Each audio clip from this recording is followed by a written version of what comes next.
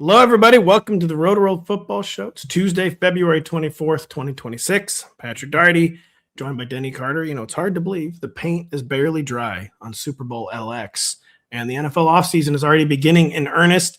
Franchise tags are flying. The rumors are flying at the NFL Combine, which is going on all week. Free agency is in 2 weeks. Denny and Kirk Cousins will be officially joining them, a move we thought was going to happen.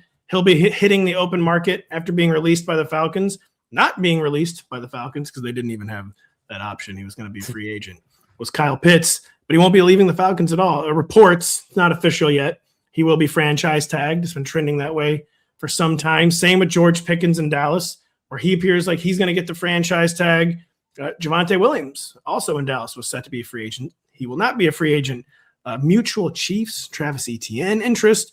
The Eagles finally admitting, like, well, we might trade AJ Brown, you know. We'll see. We're listening. Well, really, they're I feel like they're not even going as far to say we're listening. They're saying, you know, it's a crazy world. Things happen. They're finally propping the door open for an AJ Brown trade. More overwhelming belief, Denny, quote unquote, that the Dolphins would like to sign Malik Willis. I just wonder if they can even afford this. We'll talk about it. This could be a cursed pairing. Najee Harris, remember him? He's sort of back. And then luck and bad luck never go away. Denny Carter wrote about it. Which quarterbacks were lucky or unlucky this season? We'll get to that to end the show. I said it was hard to believe that the NFL offseason is already beginning, Denny. It's even harder to believe for me that the Winter Olympics are over. It's like losing like a close friend or something when they disappear on that Monday. It's like I watch them 24 hours a day for the whole fortnight. Yeah. And I miss them. This is what I wouldn't give, as I put on social media, for one more heat of a sport that I didn't understand. Which is why, you called me on Monday morning and you said, Denny, can you please record yourself running through the snow as fast as you can? Yes. I mean, to nowhere in particular. There's no stopping point. Just run until you drop. So I did. You know, my kid recorded me in the backyard just running until I fell in the snow. And I wanted to help my buddy Pat come down, from his Winter Olympics high. And, I hope it helped. It was the best exercise I've gotten in a while, just running around in the snow. I think, it could be an Olympic sport. Well, it's like the one running uphill. What do they call that? Cross-country skiing. Wow. Maybe like the most elite athletes ever. They really are. So yeah. And listen, I will continue. We still have some snow. If you want me to throw some snowballs or something, I'll do it. I'll do whatever you need. Denny being far too modest about both his acreage and his wealth. Of course, that's the largest backyard in all of the DMV, where it was big enough where he was able to install an entire ski jump. I was. And Denny and his son were going off the ski jump for me. It was very heartwarming. Also, an official Olympic-sized short track somehow in their backyard. It's on the side yard, yeah. Denny, real quick, do you understand curling yet? What is the hammer? I came, so the Olympics are every 4 years. I know curling happens in between those 4 years. Sometimes on NBC properties, I actually think we broadcast it. And like every Olympics, I come like a little closer to understanding it. And like this time, this is not a joke. This Olympics, I became aware of the hammer in curling. Do you know what is the hammer? Don't know. I don't know what the hammer is. I just know about that controversy where the person may or may not have touched it with their pointer finger. Oh, let me be clear. He touched it. Yeah. Okay. I just want to. Yeah. That's what happened. Anyway, I didn't want to cast aspersions. I'm not an expert.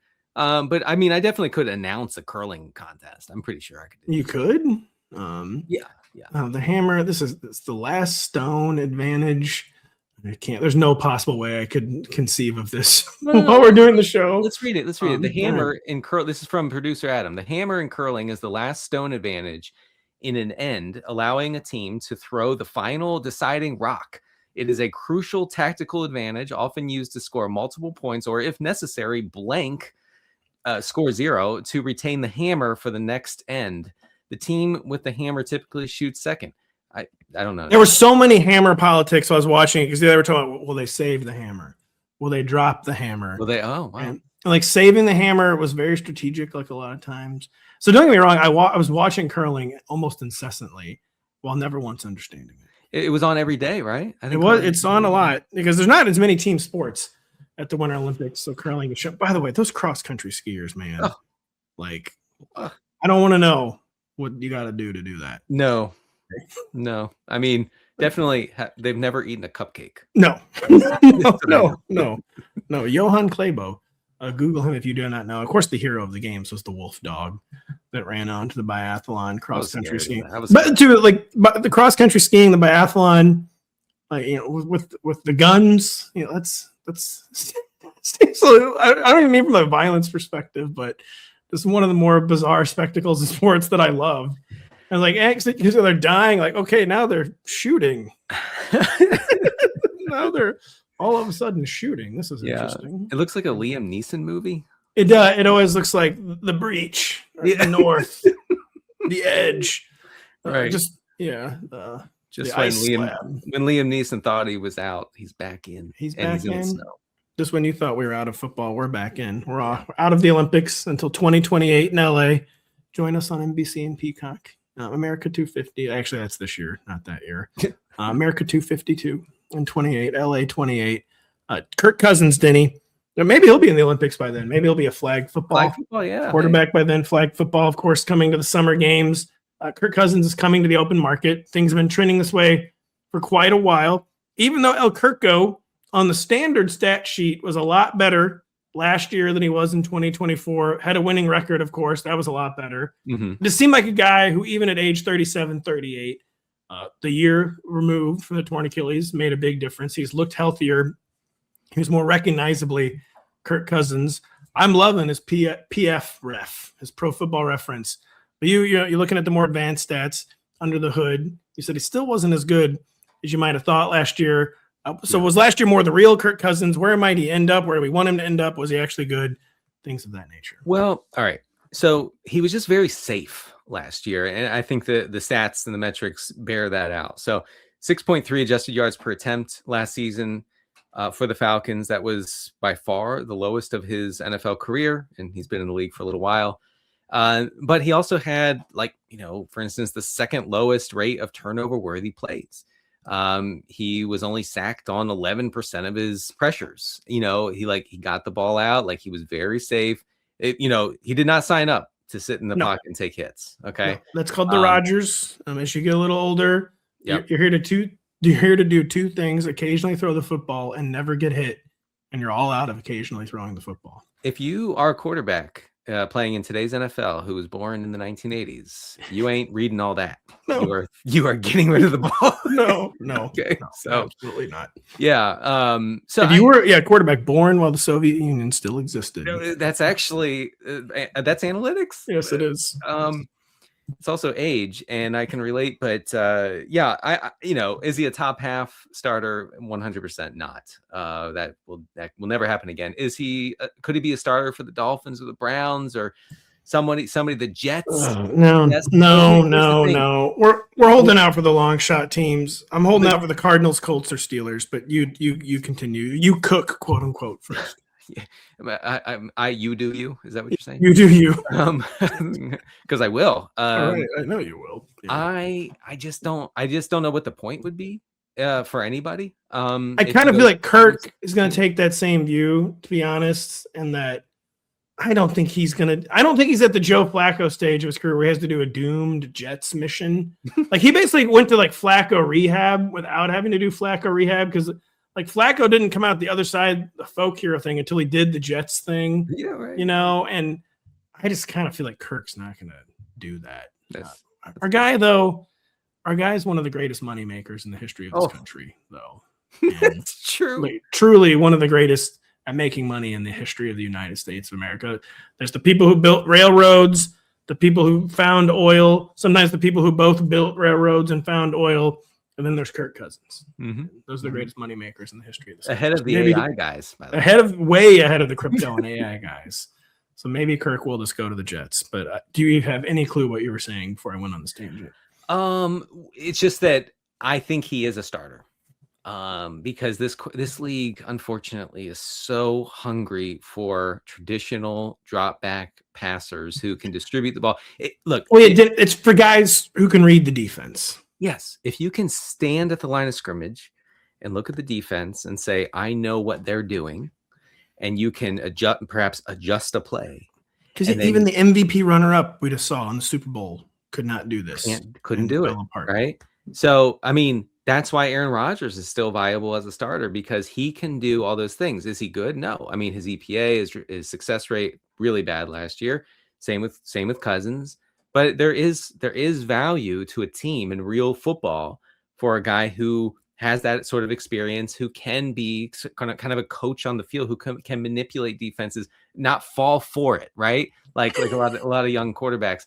So that's why I think he'll start for somebody this year. I guess it won't be the Cardinals because the Kyler money is prohibitive, and Jacoby Brissett remains under contract. I kind of doubt the Cardinals will view the difference between Brissett and Cousins is that great. I wish, even though it's a classic half measure, and they probably shouldn't actually do it, I really wish the Steelers or the Colts would do Kirk Cousins instead of Daniel Jones or Aaron Rodgers.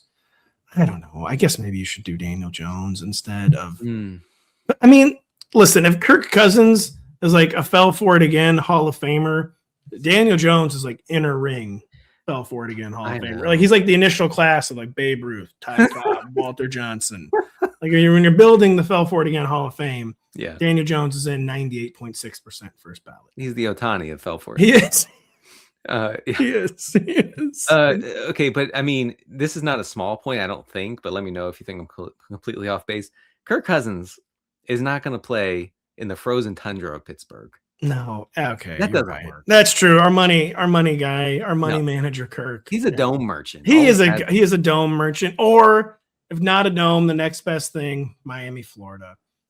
This rules out Cleveland. This rules out Miami, or excuse me, the Jets. Yeah, right. He ain't going to the Browns. Although the Dolphins are all in on Malik Willis. That's we're going to talk a little later. Boy. Kirk too. It could just be the classic, even though he's clearly one of the 30 best quarterbacks, probably clearly one of the 24 best quarterbacks. He just could end up in another Flacco situation where he's a backup where it's pretty clear heading into the season he will start at some point. But I guess we have to leave open the possibility there won't be a chair there for Kirk Cousins. We'll find out a lot more in this situation. Kirk's going to be settled pretty early in free agency. So in a week or two, we'll probably be talking to you about Kirk Cousins' new home. You can give us a final thought on Kirk. Yeah. My final thought would be this.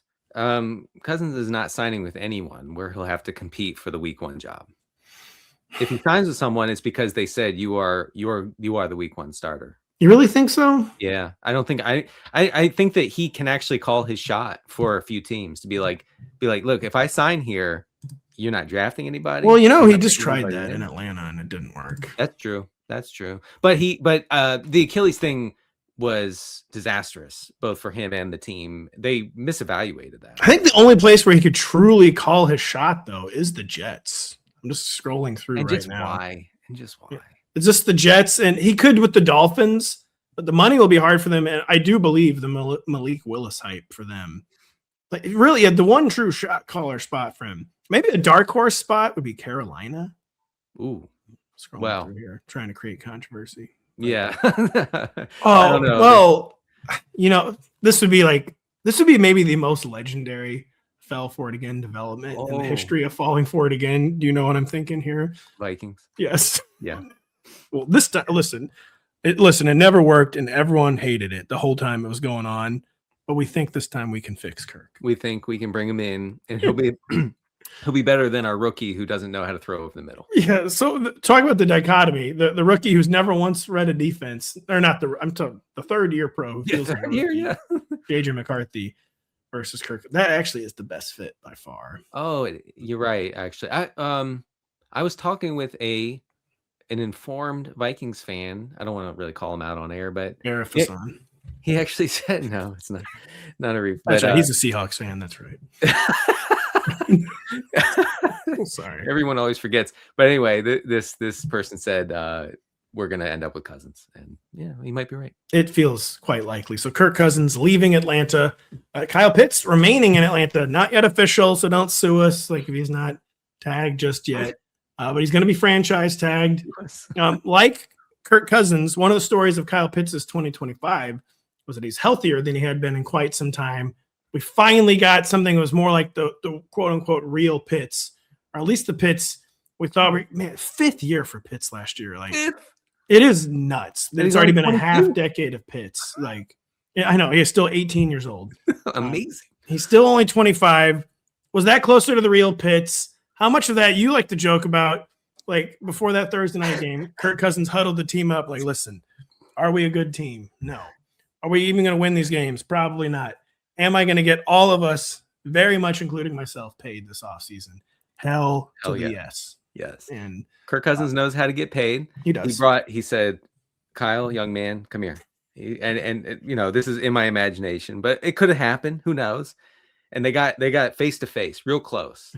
Uncomfortably close. Like yeah. Wow, I wish Kyle wasn't. I didn't realize he was such a close talker. And yeah, right. And Kyle Pitts was feeling uncomfortable, but he was willing. You know, this is his quarterback, so he's. Zoomers never had someone talk that close to their face before. right. They maintained eye contact, and Kirk Cousins says, Wow. "Look, are you good? No, it doesn't. But it doesn't matter." All right, go on. That's a little too far. No, because look, it doesn't. Kirk Cousins would say, "Kyle, it doesn't matter because look at me. I've never been good. Kyle. I've never been good." And I've made more money than any athlete in the history of sports. Okay, so what are we going to do?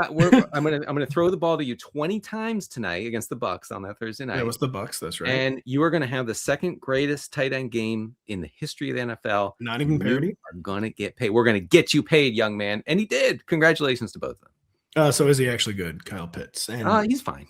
Are we talking about like a true all-time fell 40 game? Yeah. Well, I mean, he's not okay. He's not electric, and he doesn't separate per the open scores. 10.5 yards per reception last year. That was a pretty big jump from his previous stats in that regard. Top 10 in yards per route run, which is a huge improvement over 2024. But again, I think health had a lot to do with it. As far as fantasy goes, I mean, he's out there running all the routes. Well, if you're assembling a best ball portfolio, what percent exposure would you want to Kyle Pitts this spring? I'm serious. This might be a hard answer. 0.9. No, I mean, look, if you're all in on a Falcons stack, you got to go. That's true. That's true. But I mean, in some seriousness, he runs a lot of routes from the slot, which is always good. I mean, like there are studies that show that actually you don't want a tight end that actually plays tight end. He's not blocking, which is good. And they seem to like him. Now, the new GM in Atlanta, Ian Cunningham, he actually said on Tuesday that things had been a little slow on the Pitts front because Cunningham had just gotten the job. And it's like, I'm trying to get settled in. I'm trying to like get my bearings here. So we're not going to make a splash signing right away. I think that they will come to some longish term agreement with Kyle Pitts in the next week or so. It could just be circumstance, by the way, but Kevin Stefanski, the tight ends always posted pretty good numbers in his system. No, it's not circumstance. I that's a good point, and I totally whiffed on that, and you're right. He's a tight end whisperer. He's a tight end whisperer. So Pitts, like not falling out of the top 10 at tight end, probably not even top 8. It's just a question of like, is this for real a top 5 guy this time, or is it another Lucy with the football? Fell for it again to work. So we don't know who the quarterback's going to be. That's the big problem. It is. There's always some huge variable with Kyle Pitts. That's the current huge variable. We don't know who the quarterback's going to be. Well, like with all tight ends, it almost always comes down to touchdowns. And if you score, he's never going to be a touchdown scorer because he's not a high dog levels player. No, he's not. He's really not. But I mean, if he gets a spike touchdown season, then he will, outrun his ADP. That'll be cool. A great career outcome for Kyle Pitts, probably too high end, would be like Zach Ertz, like just here to catch passes, here to fall down after I catch them. Isn't that wild? He comes into the league as the most athletic, celebrated tight end in history. But being the second coming of Zach Ertz would not be that bad, actually. It's pretty bad. That's a bottom 5 percentile outcome for Kyle Pitts. No, it's not. That'd be a high end outcome. Zach Ertz, the Commanders seam stretcher. That Zachary Ertz stretcher. This guy runs 4 yards and is like, I'm open. And he just never doesn't catch the ball though. I all respect to Zach Ertz. Listen, I've been a Zach Ertz. I'm stunned to hear you disrespecting Zach Ertz. No, I'm a Zach Ertz endorser, supporter, despite my co-hosts on this show denigrating him constantly over the years. For years. Finally, you came around to it after his knee blew up, and you're like, "Oh man, this is bad." we're gonna miss this guy. Right, I know. Well, now you know. You're gonna miss Zach Ertz when he's gone. The Cowboys would miss George Pickens when he's gone. They might miss him even more when he's there, though, Denny. Because we've been talking about this is going to be a disaster if he's truly playing on a 1-year tender. Going to be franchise tagged, just like Kyle Pitts. This makes us uneasy, but no world in which he's not projected as a wide receiver 1, a high-end wide receiver 1. He was the wide receiver 5 by total PPR points last year, wide receiver 6 by average, 3rd in the league in receiving. Basically, a player who fully realized his potential, was the guy we thought he should have been in Pittsburgh. But the word mercurial comes to mind. Yes, and a guy who just, in his defense too, shouldn't be happy playing on a 1-year deal. He's earned a long-term contract. Do we have any updated thoughts on the Pickens situation? And yet, it's off the top of your head, he's the wide receiver what for 2026? Man, he showed that he's easily a top 10 fantasy receiver, even with CeeDee Lamb healthy. Yes. Last year there was some discussion. I remember having that discussion with you and Kyle on the show a few times, where it's like, what says that Lamb is the obvious wide receiver 1? Pickens kind of alphaed CeeDee Lamb for a little while. Totally different role. He got it done in different ways, which, the splash plays and whatnot. But he's really good. And I actually have a stat in the article you referenced at the beginning of the show about kind of lucky and unlucky quarterbacks, variance hitting to various degrees for these quarterbacks. Last year, Dak Prescott only converted 45% of his passing air yards into actual air yards. Okay. Wow. That jumped big time in 2025 with George Pickens to 55%. And that means that, the downfield efficiency was way higher for Dak Prescott. And that's not a mystery. Pickens is the preeminent downfield receiver in the NFL. So they need him. They know it. And hey, you know what? Maybe, I know we're going to talk about Javonte Williams in a second, but maybe Jerry has turned a page on this nonsensical approach to managing a team, and maybe he's just going to get these things done and put them into place and say, okay, let's go forward. Let's not dilly-dally anymore. Yeah, I don't know how many different times Jerry will have to learn that lesson, but it's burned him so many. It's honestly probably prevented them from reaching a Super Bowl. Yeah. They had such a high-end talent core, but the contract squabbles don't just poison the personality well, they poison the salary cap well. The players only get more expensive. Jerry's always making a bad deal, or making a bad deal in the form of having to trade someone like Micah Parsons. Maybe Jerry's finally learned his lesson. Cue the laugh track. Absolutely no chance Jerry's learned his lesson. Let's be quiet for a second. So, producer Adam. So you put in the laugh track. Maybe Jerry's learned something new. George Pickens, Denny, in 2026, or are these stats real? Zay Flowers was the wide receiver 7 in PPR. What? A joke. That can't be right. Georgie Pickens or Nico Collins? Pickens. Yeah, that one's too easy. You're such a Collins hater. George Pickens or Michael Wilson? Yeah, this one's too weird. Well, Michael Wilson might not be a thing at all. Yeah. George Pickens or AJ Brown? Pickens. Pickens or ARSB? Yeah, St. Brown. St. Brown. So we'll see. Probably the wheel not being reinvented there, but Pickens is going to be a high-end option. Just a question of how high-end. Same thing with Javonte Williams, highest end RB2. I'm sure he probably finished actually as an RB1, maybe by total points. But was it silly for the Cowboys to do this 3-year deal with Javonte Williams? Because my opinion on a guy like Javonte Williams, he's kind of like when a rotational pass rusher comes in and gets 10 sacks, really good in that rotational role, but the old strategy there is always to not hit on 17 then and just find the next guy who can do that. Right. Should the Cowboys have just found the next bargain, Javonte Williams, and what is supposedly a deep running back class in free agency? Or were they wise to extend Javonte Williams for a contract that's ultimately trivial for a team, 3 years, $24 million? Smart deal, or should they have been searching for the next Javonte, Denny? I'll side with smart. It's close, but I'll side with we know this guy after he played here last year. We know that, he knows our playbook. He can get things done. He can block, he's reliable. especially in like short yardage situations. He was top 20 in expected rushing yards last year, or I'm sorry, rushing yards over expected, your favorite. Top 20 is not that great. Oh, I thought he'd be bottom 5. I mean, like he was basically irrelevant in fantasy for the second half of the season. You know, is he going to be touchdown reliant? Yeah. I mean, like he's mostly a between the 20s runner who's not seeing a lot of action in the pass game, unfortunately. Well, he averaged under 4 yards per catch, which should not be possible.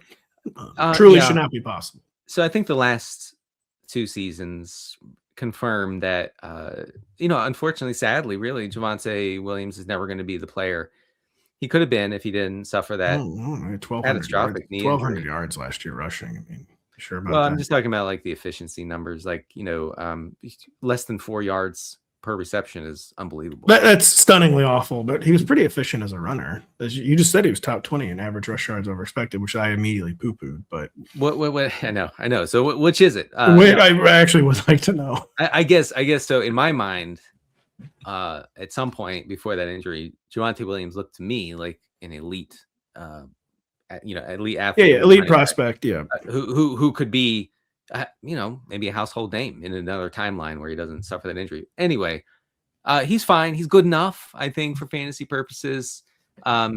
It's not bad to have the Cowboys' primary running back, as long as Dak Prescott and Lamb and Pickens are there.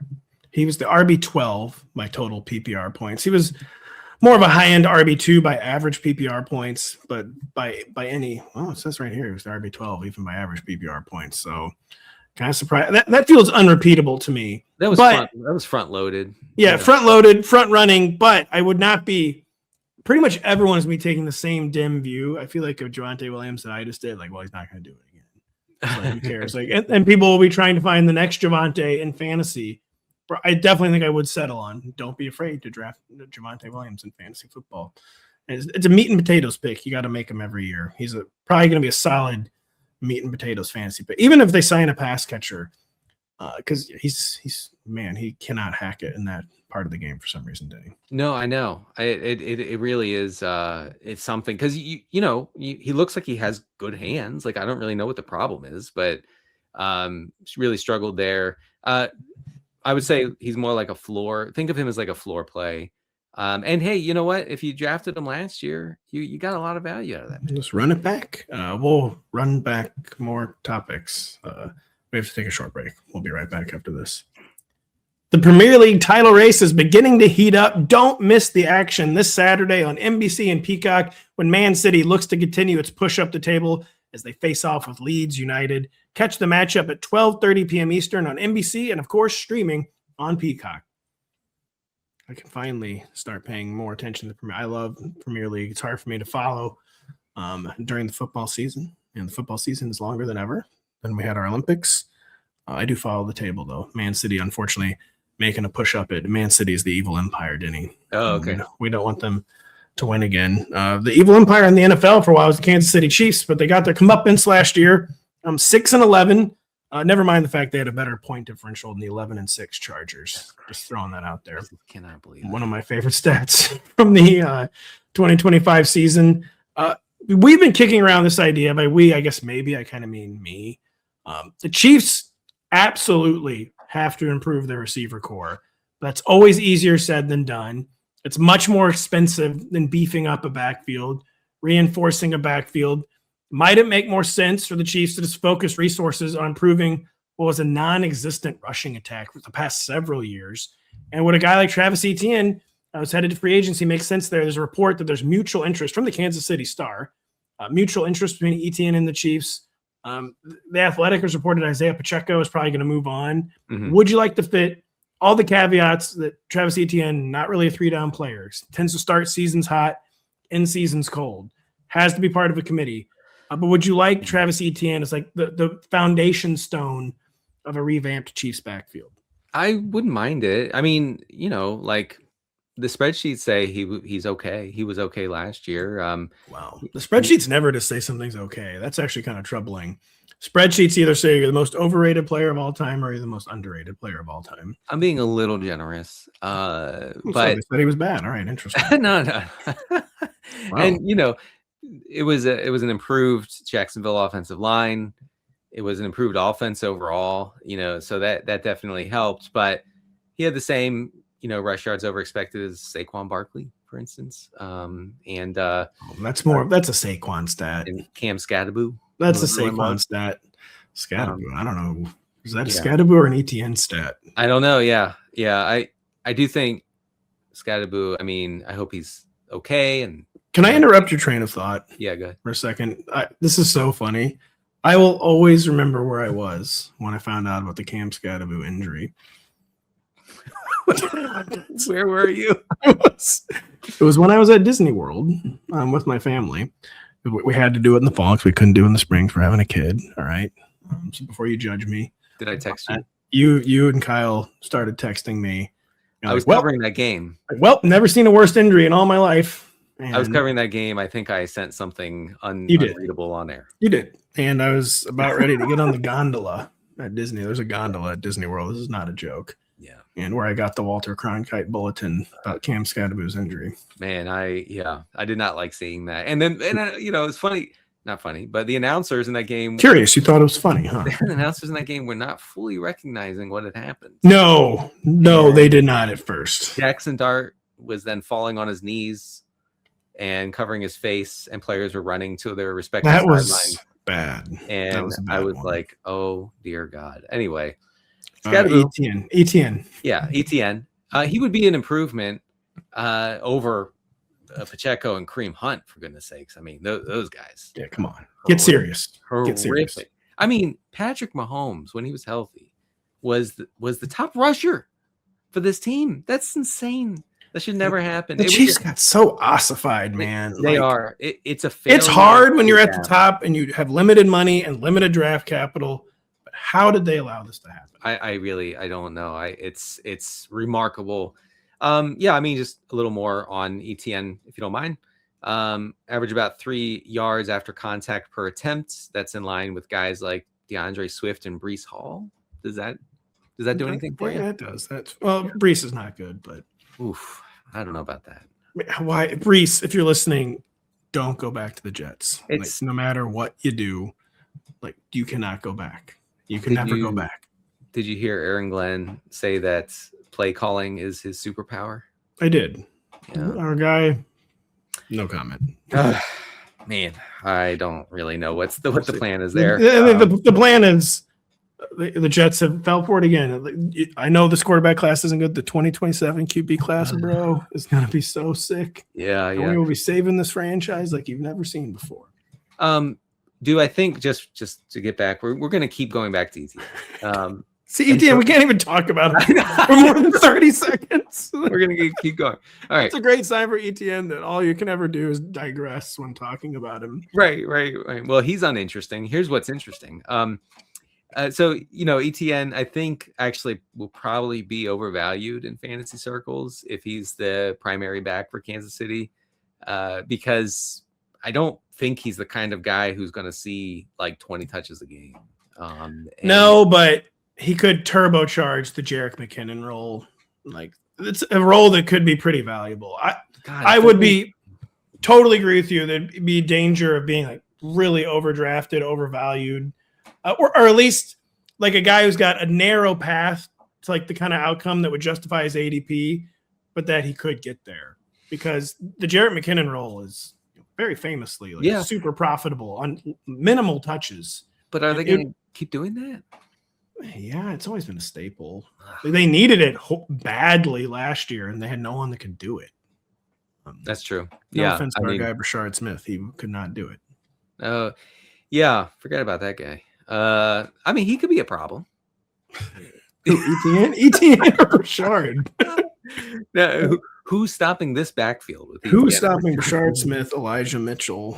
Yeah, what was the Chiefs' plan? But ETN going to be a fascinating guy. I would like him to end up with the Chiefs, although I would like the Chiefs to maybe aim even higher. But I don't mind a Chiefs backfield plan that begins with Travis Etienne, with the caveat he has to be paired was probably more of an early down hammer. AJ Brown, the most oft-discussed trade candidate who was never officially on the market. Yeah. Eagles never really did seem to shop him last year. They've been really cagey, just really coy about their intentions, basically straight up saying they weren't going to trade him until finally this week, Howie Roseman, he cracked the door open. He's not saying, look, we're looking to trade him. He basically said, you take the call, that kind of comment, which is still strategic. You don't say that unless you're willing to take the call. How much do we read into how we finally cracking the door ajar, maybe trading AJ Brown? I think it's noteworthy to look at this comment, this most recent comment from Roseman, and how Roseman approached the potential for an AJ Brown trade back in the weeks before the trade deadline last season, when he shut it down completely. He said, absolutely not. We're not hearing any offers. We're not talking to anybody who wants AJ Brown. So this is different. Never been happier to be here. Yeah, I know. This is different. I know, so reporters were grilling Roseman and Sirianni on what do you think of him as a teammate, as a player? And God bless the they're Philly just media. They're just grappling, just reaching for anything that can make them sound diplomatic, very official, and not saying what they want to say, obviously, about how AJ Brown treated them, how he behaved on the field, like a toddler. So it's tough. It's tough, I think, for them. And he needs to go somewhere where he's going to be the centerpiece of the offense. So we need to get him to New England, is what I'm saying. Has to be New England, because at this point, the Chiefs or the Bills, those quarterbacks are too veteran savvy. They're not going to jam the ball to him for no reason. It needs to be a young quarterback who can be taken advantage of. Right. Yeah, AJ Brown needs to be able to bully a quarterback into only throwing it to him. Yes. And I think Drake May is that guy.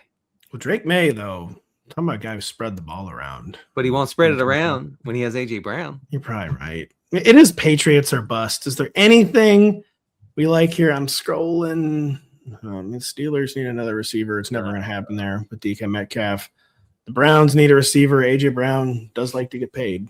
Although they can't do it with the Deshaun Watson cap hell. Back to the Titans. Washington? Washington's always down for this kind of thing, even without Snyder. Dude, I like the way the Commanders pulled the veil back. All right, we're still Snyder ball. At the end of the day, he's still calling in. Boy, the Titans would be a good fit. Oh, I'm gonna say. What? Yeah, they'd be a good fit. Oh. They got nobody. They've absolutely nobody. Why would he go to the? All the people that they all moved on. Okay, no, you're right. I mean, if AJ Brown wants 175 targets, he's going to Tennessee. Yeah, man, I'm scrolling.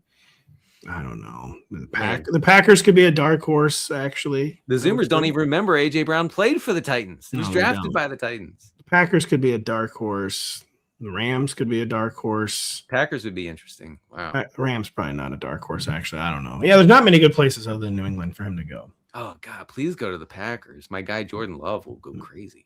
Not speaking of Jordan Love, not Malik Willis, however much Matt LaFleur wishes that he were. And Malik Willis now not going to be on the Green Bay Packers, but we just do not know where he will be. Yeah. The overwhelming belief, apparently, though, coming out of the NFL Combine in Indianapolis, Indiana, is that the Dolphins would like to sign Malik Willis. This has been a drumbeat all offseason. The Dolphins, of course, building Packers South. It worked so well the first time with Joe Philbin that they're doing it again.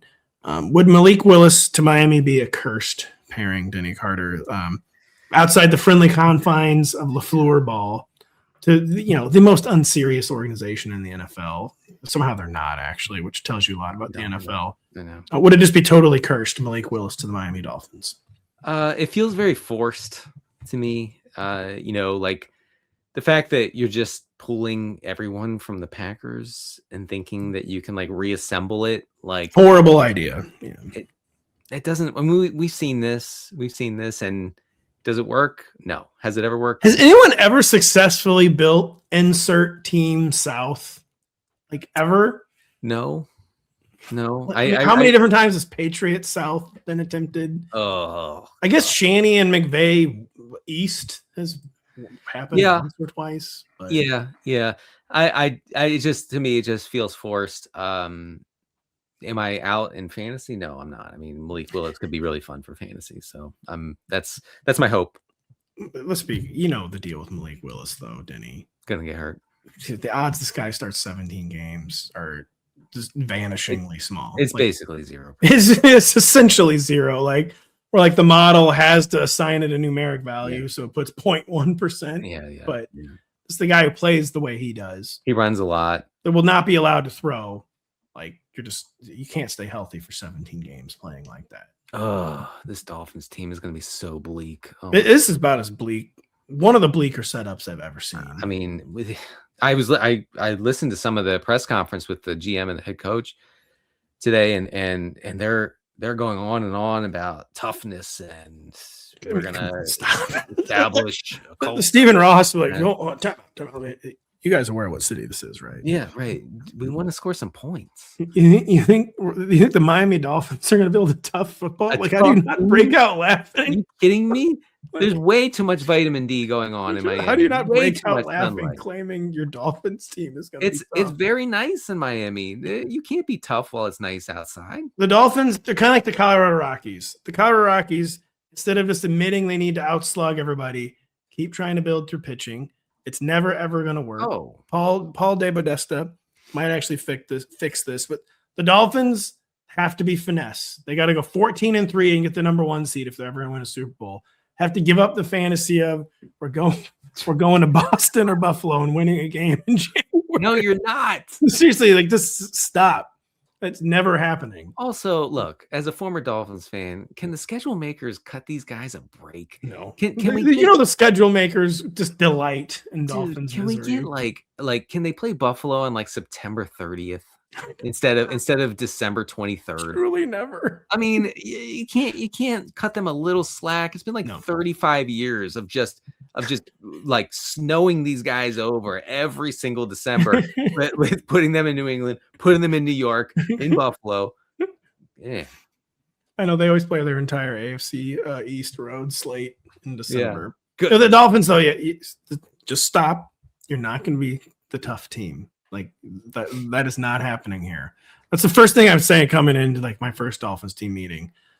Any idea that we're going to hit harder than the other team, dig deeper, throw that in the trash. Yeah, right. That's not what we do around. Mike McDaniel had the right idea, actually. No, he did. I know. No, it should have worked. It should have worked because we're not a team that digs deep. We're a team that if we can't get hit once. Yeah. But if we don't get hit, we're going to win the game. We are not going to block. We are not going to tackle. We're going to try to score 40 points a game. Exactly. It'll like we did to Sean Payton that one time. That's going to work one of these years. Will Najee Harris work one of these years? People don't really fall for Najee Harris. I would say fell for it again. No one really. Actually, people do fall for this is the year he finally falls. So far, it's going to work. And, no. Will we ever roster Najee Harris again in fantasy? Denny Carter. He's resumed running as he returns from his torn Achilles. I'd be surprised if he were ever relevant again for fantasy.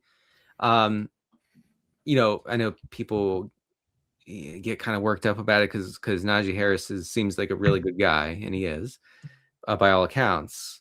But you're talking about an Achilles, the eye thing, the fact that even before all that he wasn't good. That's tough. That's a tough thing to overcome. And you said, well, he's not fell for it again. I remember people falling for it hard. It's actually true in Pittsburgh. It's the whole thing. And please, if you're drafting best ball teams this offseason, or if you can remember this headed into next summer, do not fall for the too big to fail running back. No, right? Because they never don't. They always fail. Yeah, the Lehman Brothers is insolvent. Right, and there's no government bailout coming for that guy. No. It's what's coming is the backup comes in and it instantly is more efficient. The Ford Motor Company, they'll bail out. No. Yeah. Actually, I think Ford didn't have to get bailed out. I don't remember.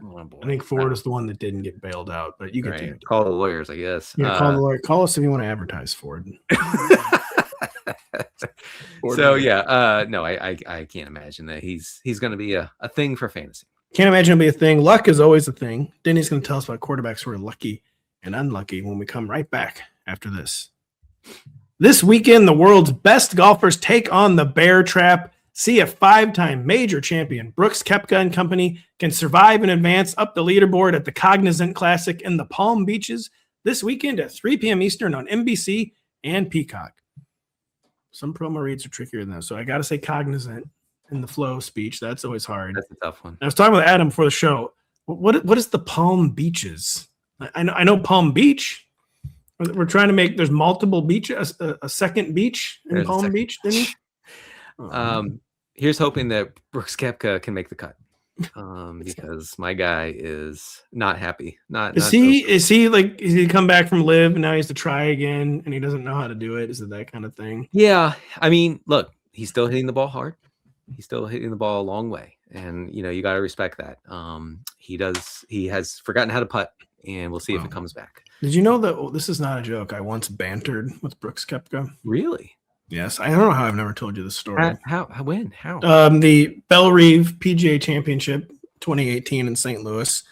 Went to one of the practice rounds. Cool. And he was holding court like he really liked to do it. He was just bantering with people. He goes without saying he wasn't actually practicing. No, just out there bantering. My guy is not it. No, he was not practicing. He was bantering. Yeah. Denny's never practicing when he writes an article. This is for real. This is serious. He's looking into the numbers very powerfully. Right. And this time he's trying to discern quarterback luck, both on the lucky and unlucky side of the ledgers. I kind of described the article, give it a little more description, and maybe begin with a quarterback or two who were unlucky in 2025. Sure. So, yeah, I mean, if you want to, be more official and serious about it, you call it variance. Okay. Situations where, a guy converts a lot of the air yards that they throw at an unreasonable rate. Or maybe they're just skilled. And so they throw to open receivers. My analysis looked into whether it was skill or luck or whatever. It is kind of in the eye of the beholder. I wrote a lot about the Bears because Caleb Williams was still not very good as far as accuracy goes. I hate to say that because you're wrong. You're lying. Actually, no, he wasn't at all. But that, and so also, maybe not separately, but Rome Odunze was abysmal, and so our guy's not good. Rome, not good. It's hard to say, and I wrote a lot about that. So if you want to check that out, anyway, let's talk about some unlucky quarterbacks. Leading off is the guy who is always the least lucky quarterback, Trevor Lawrence. Had the second highest rate of drop passes in 2025. He's always in the top 5. JJ McCarthy was the only guy ahead of him, by the way. Wow. Sorry to say that. Interesting. That doesn't mean anything. Statistical noise, ghost in the machine. I suggested online the other day that Justin Jefferson didn't have a great season, and he didn't. But how are you supposed to have a great season? Like, I'm not even saying this is a bit. Like, you really expect a guy to try as hard as he can when the quarterback is McCarthy. Spoiler alert, he's not out there dying for JJ McCarthy. So here's a stat for Trevor Lawrence. Total dropped air yards. Number 1 with 397. This has never happened to Trevor Lawrence before. Surely it has nothing to do with the quality of the football that he throws. It always happens. And you just have to think that eventually it's going to not happen, and he's going to have an incredible season. I mean, he had a good year last year. Don't get me wrong. He had a good year, by far the best year of his career. A lot of that had to do with rushing, I will say. Unrepeatable. Maybe. I do think it's probably in his favor that they're not going to force the Travis Hunter thing on offense, and that he was very efficient when throwing to Parker Washington, by the way. So he's the classic. The worse the receiver is, the better he is finding them. 100%. Kirk Cousins was the same way. Always, because the guys who are actually good get actual coverage. They're not reading all that. They can't get the ball to them. So Parker Washington's always open because the defense it's Parker Washington. So make sure he's not wide open for an 80-yard touchdown. Yeah, right. And they're still scared of Brian Thomas probably because he was good. Could be good. I don't know.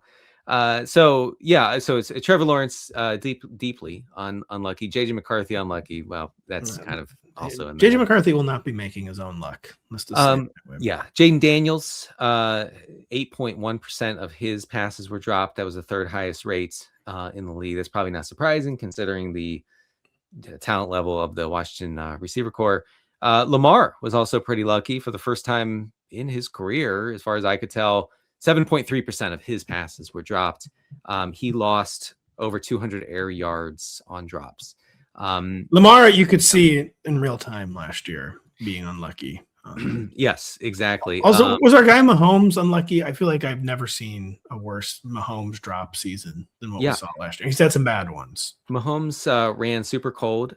His air yards conversion rate was only 45%. So that's like when you convert air yards into actual real yards. That was, in line with Caleb Williams and JJ McCarthy.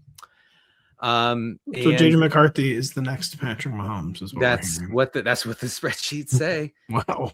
Yeah. And then Mahomes had 6% of his passes were dropped. That's not a particularly high rate. Xavier Worthy was among the worst air yards converters. That won't surprise you since you've never seen him catch a downfield pass. No.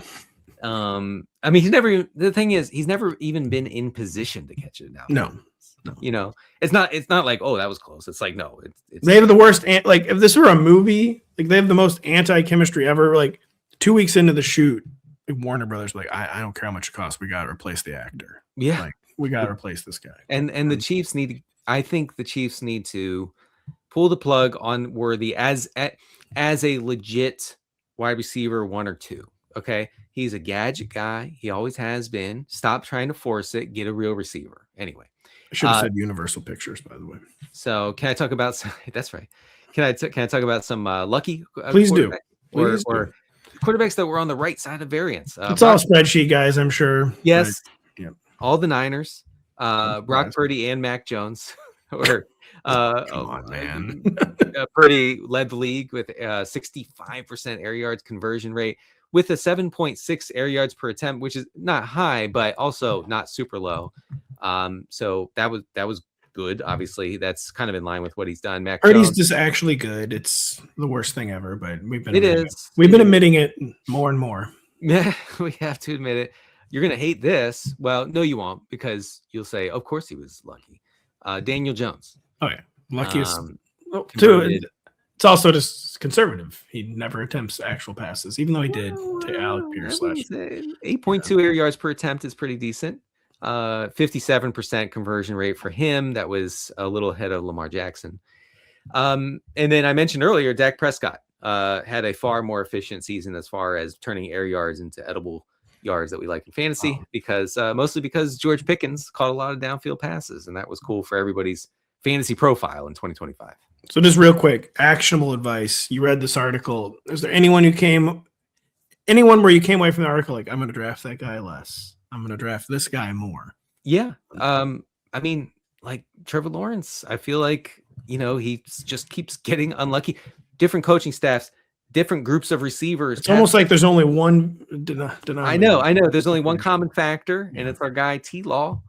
But I feel like if he runs hot, or at least not cold, one of these years, it could be really cool for fantasy. And then of course Daniel Jones would be on the other end of that, where, man, he ran hot, and I'm not sure he can do that again.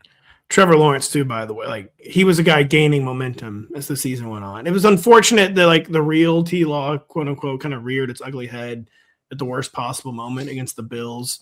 But it wasn't like a Darnold Vikings situation. He had a rough game against a sophisticated defensive coach in Sean McDermott. And Trevor Lawrence is a guy who just was gaining momentum as he gained experience and confidence in Liam Cohen's system. And I actually do agree. Lawrence, I know Taba fell for it again. A guy who really could level up again in 2026. I like that takeaway. Yeah. People should check out the entire article. They should check out rotoworld.com too, the player news page, where we're getting every development from the combine. So many press conferences this week. Denny is blurbing a lot of them Tuesday morning. Rivers McCown and company, and Denny will be doing it as the week goes on. Really, really good stuff. So much news coming out of Indy. So many mock drafts, by the way. We have an Eric Froton mock draft live on the site right now. So there's so much good stuff as usual at rotoworld.com. Denny and I will have a free agency primer for you real soon. Denny definitely knew about this. We've been talking about it and planning it together very closely. So that'll be coming soon. But yeah, we'll be back on Thursday with Kyle Dvorak. For Denny Carter and Patrick Daugherty, talk to you soon. Hey, it's Matthew Berry from NBCSports.com and Rotoworld.com. And I want to thank you so much for watching whatever it is you just watched. or if nothing else, being too lazy to click out of the autoplay after this video started, after whatever it is you actually wanted to watch finished. But now that you're here, I'd like to take a moment here to ask you respectfully now, okay? I'm asking you respectfully to subscribe to the NFL on NBC YouTube channel. You'll get the latest Rotoworld fantasy news headlines, all sorts of great shows, including my own Fantasy Football Happy Hour. So go subscribe now. Again, I'm asking respectfully.